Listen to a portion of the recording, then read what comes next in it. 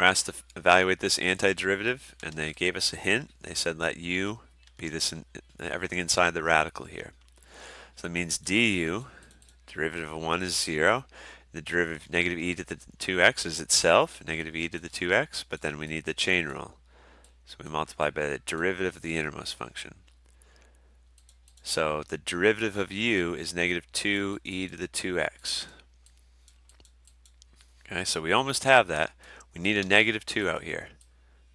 So we can't just throw it in without balancing it out, so that it would simplify to be the same thing.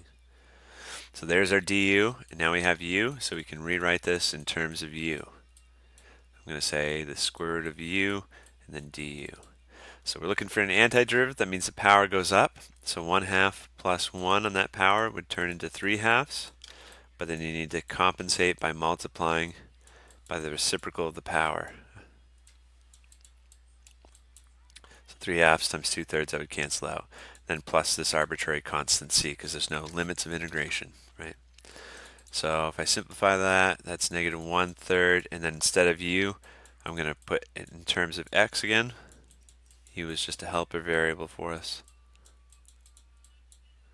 And we can multiply negative 1/3 times negative 2, so that's, oops, sorry, I made a wrong substitution. That was du I put in there.